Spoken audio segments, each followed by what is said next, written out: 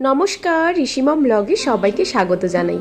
আজকের অনেক সকাল সকাল শপিং মলে চলে গেছে, জানো তো। প্রায় শপিং মল খুলেছে আর আমরা ঢুকেছি। দেখো একদম পুরো ফাঁকা, কেউ নেই। আর ঋষি শপিং মলে যেটা করে ও হচ্ছে লুকিয়ে পড়ে, চারিদিকে খুঁজতে হয়। আর আজকে দেখো একটা নিউবর্ন বেবিকে দেখতে যাব, তার জন্য ড্রেস দেখতে এসেছি। তো এই ড্রেসটা এত ভালো লাগছে, এত আফসোস করছি যে ঋষির জন্য যদি একটা বড় সাইজ হতো।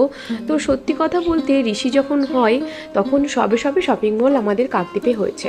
তো তখন থেকেই আমি শপিং মল থেকেই সবসময় নিতাম, কিন্তু এই ছোট একদম নিউবর্ন মানে একদম জিরো সাইজের এই শার্টগুলো আমি পেতাম না। এখন কিন্তু পরপর এই শার্টগুলো প্রচণ্ড ভর্তি হয়ে গেছে। যাদের কিন্তু ছোট বেবি, এই শার্টগুলো নিতে পারো এই স্টাইল বাজারে। তো সত্যি কথা বলতে খুব সুন্দর লাগছিল আমার এই শার্টগুলো। আর ঋষি এদিকে ডেকে নিয়ে গেছে, মাম্মা এদিকে দেখবে আসো, ওর কোনো খেলনা নেই, আমাকে কেঁদে কেঁদেও দেখাচ্ছে। তো একটা খেলনা দেখালো আর আমি এই ছাতাটা ওকে দেখালাম, দেখ বাবাই তোর জন্য যে এই ছাতাটা কিনেছিলাম, তুই তো একদিনও তোর ঠিক থাকেনি। আর ও আমাকে খেলনাটা দেখাচ্ছিল। তো আমি বললাম ঠিক আছে, আমি দেখে নিয়েছি, এবারে চলে এসো। তো দেখো এখানে আর একটা জিনিস দেখলাম। তো এই ছোট্ট জুতোগুলো, আমার ঋষি যখন ছোট ছিল একদম কাপড়ের সেট এই জুতোগুলো পেয়েছিলাম, কিন্তু এই রকম স্টাইলিশ জুতোগুলো আমি কিন্তু একটাও পাইনি। কলকাতায় পেয়েছিলাম বাট আমি কাকদ্বীপে পাইনি। তো এখানে সত্যি এখন চলে এসছে স্টাইল বাজারে। তো সবাই দেখতে পারো একদম ছোট্ট জিরো সাইজের বেবিদের এই জুতোগুলো এত ফাটাফাটি লাগছিল না। ওই ধরো ওই 273 বা 250 300 করে এই জুতোগুলো দাম ছিল। তো দাম অনুযায়ী সত্যি সুন্দর ছিল, সত্যি খুব দারুণ ছিল, কিন্তু দামটাও বেশি। তো আজকের কিন্তু আমি শুধু ছেলেদের জামা দেখছিলাম।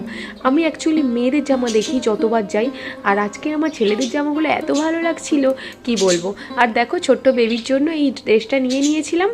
আর চলো যাওয়া যাক, কারণ আমাদের এখন গানের ক্লাস রয়েছে। কারণ তাড়াতাড়ি করছিলাম, তখন বাজে সকাল 10টা। তো 10টা বেজে গেছিলো, 10টার সময় আমরা ঢুকি। তো দেখো এই সময়টা একদম স্যারের কাছে ক্লাসটা ফাঁকা থাকে। তো ঋষি এই সময়টা শেখে। তো দেখো গান প্র্যাকটিস হয়ে যাওয়ার পরে ও মন খুলে তবলা বাজাচ্ছে। আজকে এই সাইডে বসেছিল, ওই সাইডে গিয়ে বাজাচ্ছে। অ্যাকচুয়ালি স্যার কিছু বলছে না বলে, কারণ আমাদের গান প্র্যাকটিস হয়ে যাওয়ার পরে স্যার কিন্তু টাস্ক দিচ্ছিল। তো স্যার যখন গান লিখে দিচ্ছিল, এখন গানের কোনো শুরুই হয়নি, এখন সুরগুলোই সারেগামাপার এগুলোই শেখাচ্ছিল। তো ওগুলোই সব দিচ্ছিল। আর দেখো এখানে ঋষি মনের সুখে গান বাজনা করছিল। তো তারপরে গান বাজনা করে চলে এলাম বাজার। আর এই আঁশফলগুলো দেখে দাঁড়িয়ে পড়েছিলাম, এত বড় বড় সাইজের ছিল না। কিন্তু ঋষিকে বললাম খাবি বাবা? না আমি খাবো না, আমি একটা অন্য জিনিস কিনবো।